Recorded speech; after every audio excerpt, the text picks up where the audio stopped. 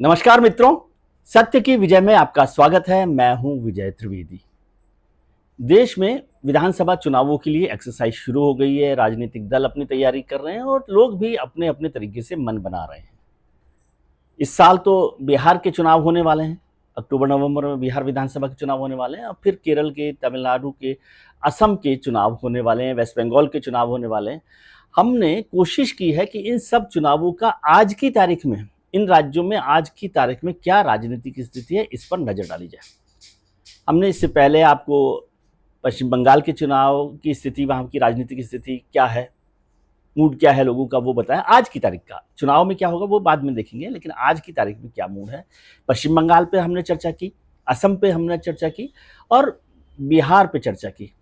आज हम चर्चा करते हैं केरल की, सुदूर दक्षिण, भारत का सबसे दक्षिणी राज्य केरला, जहां पर चुनाव होने हैं, उस पर चर्चा करते हैं। वहां जो सरकार है पिनराई विजयन साहब की, एलडीएफ की जो सरकार है, वो 10 साल से वहां पर सरकार बनी हुई है और उस सरकार का हाल क्या है, इस पर हम लोग चर्चा करेंगे। ये ऐसा पहली बार हुआ, मतलब 1977 के बाद कि कोई सरकार रिपीट वहां पर की है, एलडीएफ की सरकार। उससे पहले 2011 से 2016 तक यूडीएफ की सरकार थी, जिसमें ओमन चांडी मुख्यमंत्री होते थे। यूडीएफ का मतलब आप समझते ही हैं कि कांग्रेस और उसके सहयोगी दल। एलडीएफ का मतलब सीपीआईएम, सीपीआई और जो दूसरी पार्टीज है वो उसमें साथ होती हैं। कांग्रेस के साथ आईयूएमएल भी साथ होती है। और तीसरा एक जो पक्ष है वो है भारतीय जनता पार्टी या एनडीए। लेकिन वो अभी तक वहां पर डेंट नहीं कर पाया है, वो बहुत कमजोर स्थिति में वहां रहा है। विधानसभा चुनाव में थोड़ा बहुत काम हुआ, लेकिन अभी 2024 के चुनावों में भी वोटों का जो अंतर है या वोट जो उसकी ताकत है वो बढ़ी है भारतीय जनता पार्टी की, लेकिन वो एक भी सीट वहां पर जीतने में कामयाब नहीं हुई। भारतीय जनता पार्टी को उम्मीद थी कि जो त्रिवेंद्रम की सीट है, तिरुवनंतपुरम की सीट है शशि थरूर साहब की, उसको वो जीत लेते। उस पर उन्होंने कोशिश की, लेकिन भारतीय जनता पार्टी ने अपनी तरफ से बेहतर परफॉर्मेंस वहां पर लोकसभा चुनावों में किया है। अब क्या होगा इन विधानसभा चुनावों में, क्या होगा, क्या एलडीएफ की सरकार आएगी, क्या यूडीएफ की सरकार वहां पर आएगी, और क्या भारतीय जनता पार्टी कर सकती है, और क्या बड़े मुद्दे हैं। क्या वहां पर एंटी इनकम्बेंसी हो रही है पिनराई विजयन साहब के खिलाफ? क्या कांग्रेस जो है एक मजबूत ताकत के तौर पर उभर रही है या कम बैक कर सकती है सरकार के तौर में? अभी वहां वायनाड में प्रियंका गांधी दोबारा चुनाव जीत कर आई हैं, लोकसभा का चुनाव जीत कर आई हैं। उससे पहले राहुल गांधी वहां पर थे, तो कांग्रेस का एक मजबूत नेतृत्व वहां पर है। लेकिन क्या कांग्रेस का कोई चीफ मिनिस्टर कैंडिडेट वहां पर मजबूत तरीके से है, या वो इंटरनल जो इनफाइटिंग है उससे उलझ रही है? और भारतीय जनता पार्टी क्या सिर्फ मुस्लिम और जो क्रिश्चियंस हैं जो उसके खिलाफ खड़े दिखाई देते हैं, उसमें कोई बदलाव करने की स्थिति में है, और क्या वो कोई नया नेता तलाश रही है? अभी जो लोकसभा के चुनाव में थे उसमें राजीव चंद्रशेखर साहब तिरुवनंतपुरम से लड़े थे और उन्होंने बहुत अच्छा परफॉर्म किया था। जीते नहीं थे वो, लेकिन वो एक अच्छा परफॉर्मेंस वहां पर था शशि थरूर के मुकाबले में, और शशि थरूर बड़ी मुश्किल से जीते थे। लेकिन बहुत सारे लोग चर्चा कर रहे हैं क्या शशि थरूर भारतीय जनता पार्टी में आ सकते हैं, या क्या कांग्रेस शशि थरूर को अपना चीफ मिनिस्टर कैंडिडेट बना सकती है? क्योंकि वहां एक और बड़े नेता हैं कांग्रेस के, उनका नाम है केसी वेणुगोपाल साहब।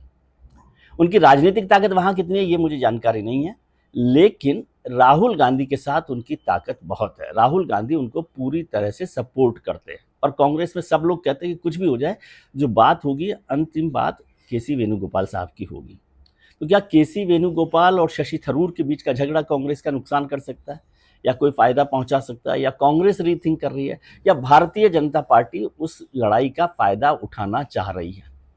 हाँ, बहुत सारे लोगों ने कहा कि अभी जब ऑल पार्टी डेलीगेशंस गए थे ऑपरेशन सिंदूर के बाद, तो उसमें शशि थरूर साहब को डेलीगेशन का वो बनाया गया, अध्यक्ष बनाया गया, और वो भी कांग्रेस की मंजूरी के बिना, कांग्रेस की सहमति के बिना, और वो भी यूनाइटेड नेशंस के लिए, यूएस के लिए और तमाम मजबूत देशों के लिए, जहां पर उन्हें मजबूती से रुख रखना था।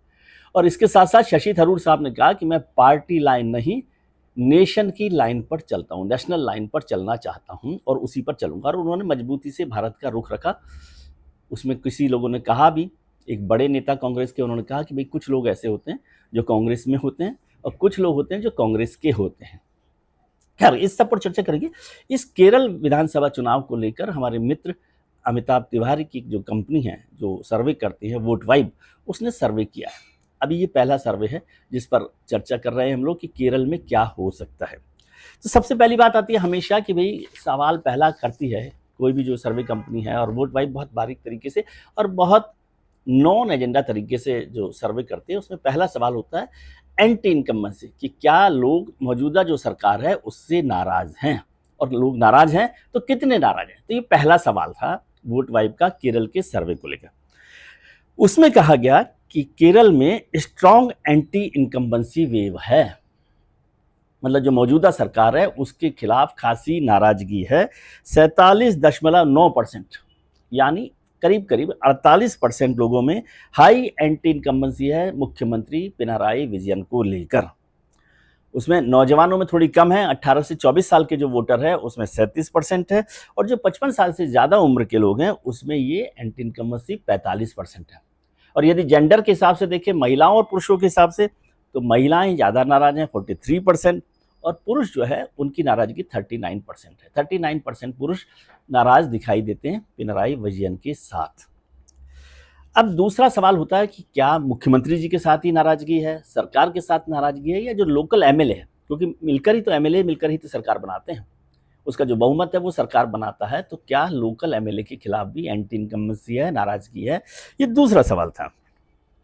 तो कहा गया कि स्ट्रॉन्ग डिजायर फॉर चेंज, मतलब ज्यादातर लोग समझते हैं कि उनको अपना विधायक बदलना चाहिए, उनका विधायक बदल दिया जाना चाहिए। 62% लोगों ने, 62% लोगों ने कहा कि करंट एमएलए को रिप्लेस कर दिया जाना चाहिए, मतलब वो उसके खिलाफ नाराज है, मतलब उसको वो वोट नहीं देना चाहते, ऐसा आज की तारीख में लग रहा है। इसमें से 28% लोगों ने कहा कि भाई उसको बदल दीजिए, उसी पार्टी का दूसरा आ जाएगा तो भी चल जाएगा।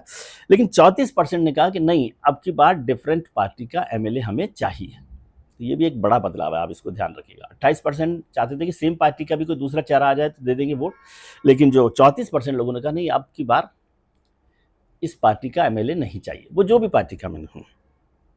और 23% लोग अभी इस पर कोई राय नहीं रखते, वो स्टेटस को में बने हुए हैं। अब तीसरा सवाल था पार्टी ट्रस्ट डायनेमिक्स, कि पार्टी पर कितना भरोसा है, या जो गठबंधन है उस पर कितना भरोसा है। तो जो यूडीएफ है, जो कांग्रेस का गठबंधन है, जो अपोजिशन में है एक तरह से, उसको 38.9%, करीब 39% लोगों ने उसमें ट्रस्ट जाहिर किया, विश्वास व्यक्त किया, और कहा कि वो डेवलपमेंट कर सकता है, यानी यदि वो सरकार में आते हैं तो ये उनकी संभावना लगती है। और जो मौजूदा गठबंधन है, एलडीएफ का जो गठबंधन है, लेफ्ट डेमोक्रेटिक फ्रंट जो है, उसको 27.8% लोगों ने अपना विश्वास जाहिर किया है, और उस पर 11 पॉइंट उन्होंने कहा कि 11 पॉइंट डेफिसिट वहां पर दिखाई देता है। एनडीए के लिए उन्होंने कहा कि उनकी सिग्निफिकेंट प्रेजेंस हुई है 23%। तो ये बीजेपी के लिए बहुत अच्छी खबर हो सकती है, वो 23% पर पहुंच रहे हैं। तो क्या वो किंग मेकर हो सकते हैं, क्या वो महत्वपूर्ण भूमिका निभा सकते हैं, या कोई एक बड़ा बदलाव भी कर सकते हैं, ये बड़ा मसला है। लेकिन अभी सबसे कम नंबर पर है, फिर भी बहुत बड़ा नंबर है 23% का। तो एलडीएफ यूडीएफ के अलावा आप एनडीए की संभावनाओं को भी ध्यान रखिए केरल के विधानसभा चुनावों को चर्चा करते वक्त, नजर रखते हुए। चौथा जो इंपॉर्टेंट इशू था कि लीडरशिप क्राइसिस है दोनों गठबंधन में, कांग्रेस का गठबंधन यानी यूडीएफ में भी, और लेफ्ट डेमोक्रेटिक फ्रंट जो है एलडीएफ, उसके गठबंधन में भी क्राइसिस हो रहा है लीडरशिप को लेकर। यूडीएफ में यानी कांग्रेस की तरफ से 28% लोगों ने, 28.3% लोगों ने कहा कि शशि थरूर को यदि मुख्यमंत्री पद का चेहरा बनाया जाए तो फायदा हो सकता है, जबकि 27% लोग अनसर्टेन थे कि पता नहीं होगा कि नहीं होगा। अब वहां पर तो शशि थरूर वर्सेस केसी वेणुगोपाल साहब का झगड़ा है, वो कांग्रेस लीडरशिप को तय करना है। और दूसरा जो एलडीएफ है, उसमें के शैलजा 24.2% पर टॉप का, के शैलजा को 24.2% लोगों ने अपना विश्वास जाहिर किया है, और पिनाराई विजयन जो मौजूदा मुख्यमंत्री हैं उन पर 17.5% लोगों ने अपना विश्वास जाहिर किया कि वो रहेंगे, तो ठीक है 17% लोगों ने। इसमें कुछ लोगों ने मुझे कहा कि उनके साथ एमवी गोविंदन का नाम भी वहां पर चल रहा है, और मोहम्मद रियाज हैं, वो भी वहां पर उम्मीद करते हैं कि लीडरशिप बदलाव हो तो उनका नंबर आ सकता है कि नहीं आ सकता है। और पांचवी बात, जो आखिरी बात है, वो इलेक्टोरल कॉम्प्लिकेशंस की है कि इसको कैसे समझें हम।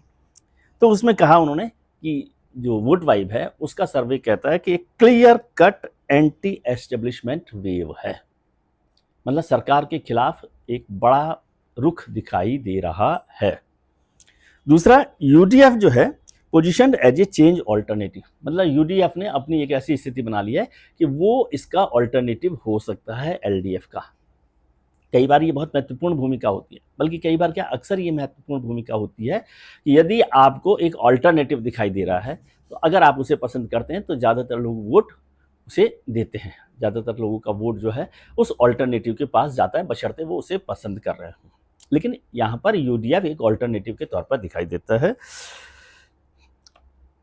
लेकिन दोनों कोalitions में, जिसकी चर्चा हमने भी की, कि बोथ कोalitions फेस लीडरशिप क्लैरिटी इशू, और पांचवी आखिरी बात कि एनडीए जो है वो थर्ड ऑप्शन के तौर पर दिखाई दे रहा है। इसमें सबसे बड़ी ताकत की बात यह है कि एनडीए का नाम अब वहां पर दिखाई दे रहा है, सुनाई दे रहा है। लेकिन क्या जो मुस्लिम और क्रिश्चियंस का जो एंटी बीजेपी थॉट प्रोसेस है, विचार है, वो कुछ कम हो रहा है? भारतीय जनता पार्टी क्रिश्चियंस के साथ अपने आप को शामिल करने की कोशिश कर रही है और लगातार ताकत लगा रही है। और उसमें एक और काम किया गया कि आपको ध्यान हो कि केरल में लव जिहाद का मुद्दा बड़ा चला, तो उसमें क्रिश्चियंस भी उसमें साथ दिखाई देते हैं, बल्कि केरल में क्रिश्चियंस की तरफ से ही ये मुद्दा आया लव जिहाद का। तो क्या क्रिश्चियंस और भारतीय जनता पार्टी के जो हिंदू वोटर हैं मोटे तौर पर, वो दोनों मिलकर लव जिहाद पर एक अलग ताकत बन सकते हैं और एलडीएफ और यूडीएफ को एक मजबूत मुकाबला दे सकते हैं? और शशि थरूर साहब पर भी भारतीय जनता पार्टी की नज़र है, आएंगे कि नहीं आएंगे ये तो मुझे नहीं पता। क्या राजीव चंद्रशेखर वहाँ पर रहेंगे या किसी और चेहरे को देख रही है भारतीय जनता पार्टी? एक बात और जोड़ लीजिए कि सबसे ज़्यादा संघ की शाखाएं केरल में हैं। केरल में संघ बहुत लंबे समय से, बल्कि शुरुआती समय से वहाँ पर काम कर रहा है और हिंदुओं के साथ ताकत से खड़ा है।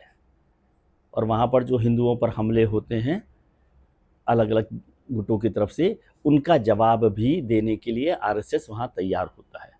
तो आरएसएस की ये ताकत और क्रिश्चियंस और हिंदुओं के मिलने की एक्सरसाइज क्या भारतीय जनता पार्टी को एक नई ताकत देगी? ये बहुत सारे इशू हैं जिन पर चर्चा होनी है, अभी तो शुरू हुआ है माहौल। आप देखते रहिए, हम फिर किसी दिन किसी और राज्य की भी चर्चा करेंगे और इन सभी राज्यों में क्या डेवलपमेंट हो रहे हैं इस पर भी लगातार चर्चा करते रहेंगे। आज के लिए इतना ही। आप अपना ख्याल रखिए और उनका ख्याल रखिए जो आपका ख्याल रखते हैं। नमस्कार, प्रणाम, आभार।